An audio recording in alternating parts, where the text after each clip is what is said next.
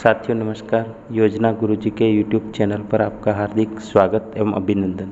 साथियों, योजना गुरुजी के यूट्यूब चैनल पर जो भी जानकारी दी जाती है वो सभी राजस्थान सरकार की योजनाओं के बारे में दी जाती है। साथियों, आज अपन एक नई योजना के बारे में जो पहले से भी चल रही है 17-18 से, लेकिन अब उसमें कुछ नया अपडेट हुआ है, उसके बारे में अपन जानकारी प्राप्त करेंगे। साथियों, आज अपन बात करेंगे राजस्थान बेरोजगारी भत्ता 2023 के बारे में। तो साथियों, किसको कितना मिलेगा, महिलाओं को कितना मिलेगा, कैसे मिलेगा, इसके लिए क्या प्रोसेस करना पड़ता है, इसके लिए ऑनलाइन आवेदन कहाँ से करना पड़ेगा और इसके लिए अपने को काम करना है या नहीं करना है, घर बैठे ही मिल रहा है, जो भी है इस वीडियो के माध्यम से अपन संपूर्ण जानकारी प्राप्त करेंगे। तो दोस्तों बने रहिए योजना गुरु यूट्यूब चैनल के साथ में।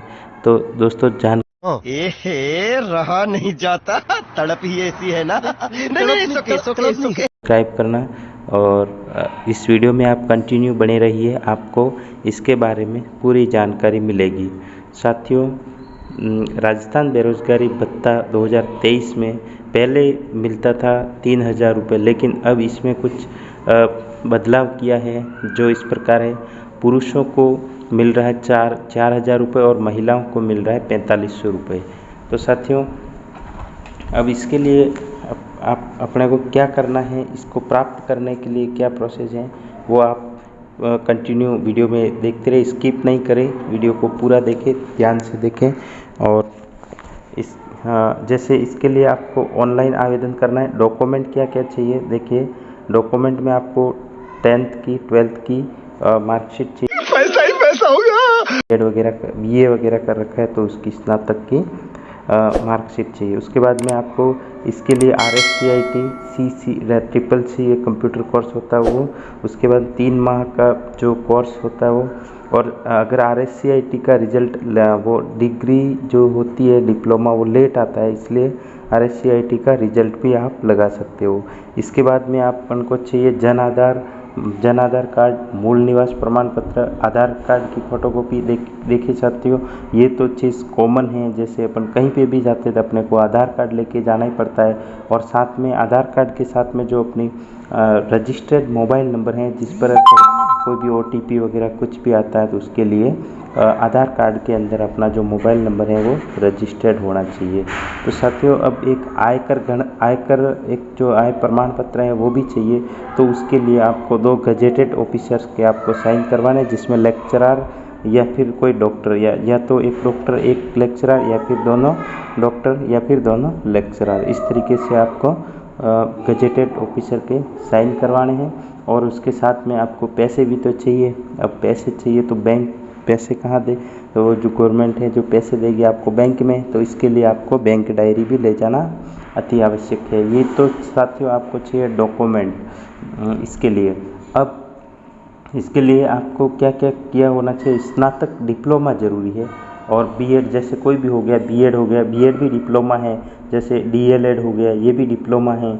और पॉलीटेक्निक है, ITI है, उसके बाद में RSCIT है। स्नातक प्लस डिप्लोमा प्लस स्नातक होना चाहिए, यानी कि डिप्लोमा और BA। तो फॉर्म इसमें आप फॉर्म भर सकते हो। तो साथियों, बहुत सारे लोगों का ये डाउट है कि हम परिवार किसी को जॉब नहीं देश इसके बारे में हम यानी कि ये ले सकते हैं भत्ता। तो साथियों, इसमें ऐसा है कि एक जन आधार से 2 को ही भत्ता मिल सकेगा, एक जन आधार से 2 लोगों को ही मिलेगा। इस बात का पक्का ध्यान रखना, एक जन आधार से 2 व्यक्ति को ही मिलेगा। तो साथियों, पहले क्या था, सरकार आपने जैसे फॉर्म भरा, फॉर्म भरने के बाद में आपके सारा डॉक्यूमेंट वगैरह वेरीफाई हो गया और जिला रोजगार कार्यालय से आपका जो फॉर्म है वो सक्सेसफुल भी हो गया, अप्रूवल हो गया और आपको सरकार जो पैसे आपके अकाउंट में 3,000 डालते थे। लेकिन अब एक नया अपडेट ये किया है कि भाई आदमी बैठा बैठा तो खाली दिमाग शैतान का घर जैसे हो जाता है, तो उसको कुछ ना कुछ काम करवाया जाए। तो सरकार अब घर बैठे नहीं देगी, तो इसमें आपको काम करना पड़ेगा। काम भी इतना कोई वहाँ पत्थर वत्थर उठाने नहीं, तगारियाँ नहीं डालनी, वहाँ पे सिर्फ अपने को किसी भी गवर्नमेंट जो सरकारी दफ्तर हैं, कार्यालय हैं, जैसे कि अपने कोई एसडीएम कार्यालय हो गया, हॉस्पिटल हो गया, स्कूल हो गया, जो भी अपने नज़दीक में जो कार्यालय हैं उसके अंदर आप सेवा दे सकते हो। देखो सेवा देने का जो प्रोसेस कैसा है, इसमें आपको फॉर्म भरना है, फिर फॉर्म सक्सेसफुल होने के बाद में एक रसीद आती है। रसीद तो साथियों, फॉर्म सक्सेसफुल होने के बाद में एक रसीद आती है, उस रसीद को आपको सुरक्षित रखना है। और एसएसओ आईडी जैसे भी अपन, या फिर आपकी पहले से कोई एसएसओ आईडी बनी हुई है, नहीं है तो आप जैसे नई एसएसओ आईडी बनवाते हो तो आपको एसएसओ आईडी को भी याद रखना है और पासवर्ड को भी याद रखना है। तो एसएसओ आईडी अपनी ऑलरेडी बनी हुई होती है। बहुत सारे लोगों की आजकल सारे काम एसएसओ आईडी के माध्यम से ही होता है।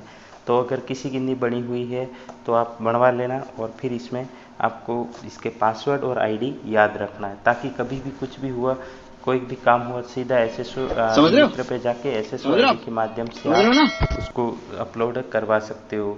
अप्रूवल एसएमएस, उसके बाद क्या होता है, देखो अप्रूवल, जो आपने फॉर्म भर दिया, पूरा सक्सेसफुल हो गया, रसीद आपके पास आ गई, और उसके बाद एक अप्रूवल का मैसेज आता है। जो मैसेज कहाँ से आता है, जिला रोजगार कार्यालय से। जिला रोजगार कार्यालय से आपके पास एक अप्रूवल एसएमएस आता है। तो ये देखो उस पर अप्रूवल मैसेज के अंदर रोजगार जो आपका पंजीयन क्रमांक होता है वो भी उसके ऊपर आता है, तो उसको भी आप संभाल के रखना है।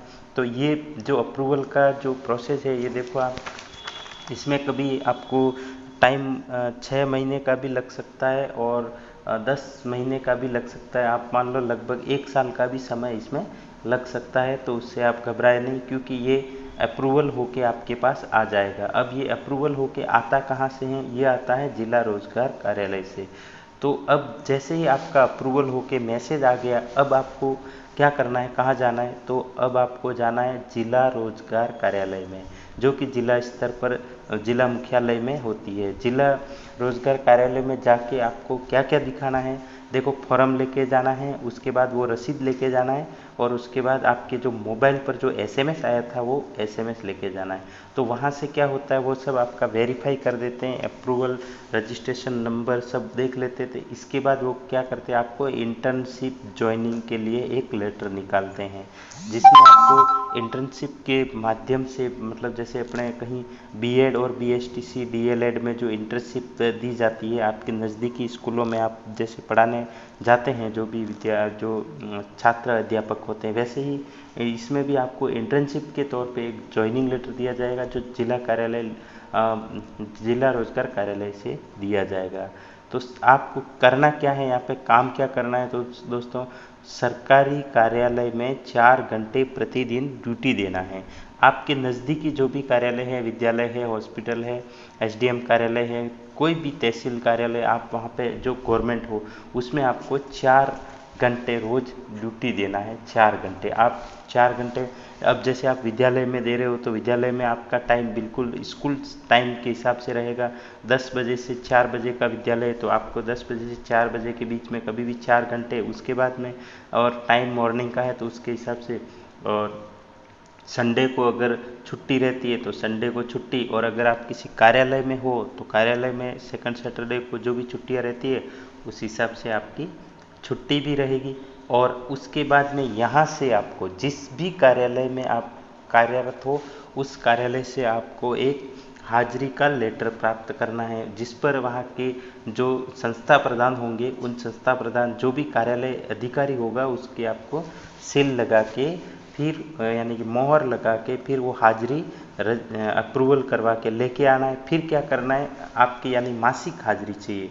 तो आपको वो एसएसओ आईडी जो आपको याद रखने के लिए बोला, उस एसएसओ आईडी पर आपके हाजिरी का जो लेटर है उसको मतलब अटेस्टेड करके, जो साइन करके जो लेटर दिया है आपको, उसको स्कैन करवाना है। साथियों अब स्कैन हो गया तो उसके बाद में आपका जो भी भत्ता है वो आपका अकाउंट में आपको प्राप्त हो जाएगा। साथियों इन सभी की जो जानकारी आपको इसके अतिरिक्त और ज़्यादा जानकारी चाहिए तो आप अपने नज़दीकी ई मित्र पे जा कर के आप इसकी पूरी जानकारी ले सकते हो, नहीं तो आप अपने मोबाइल से इसके बारे में पूर्ण जानकारी प्राप्त कर सकते हो। साथियों, आशा है कि आपको यह जानकारी अच्छी लगी होगी। साथियों, अच्छी लगी हो तो आप इस वीडियो को लाइक करें, शेयर करें और चैनल को सब्सक्राइब कर दें। थैंक यू दोस्तों, क्योंकि सब्सक्राइब करने में आपका कोई पैसा नहीं लगता है। अगर साथियों यही जानकारी ऐसे और कई बेरोज़गार लोगों के पास जाएगी तो उनके भी कुछ घर, जो उनका गुजारा निकालने के लिए कुछ जो पैसे हैं वो उनको भी मिल जाएंगे। तो दोस्तों, ये अपने लिए एक बहुत ही अच्छा काम हो जाएगा कि अपने माध्यम से इतने लोगों को ये जानकारी मिली और इस जानकारी से इतने लोगों ने फ़ायदा लिया। साथियों, धन्यवाद।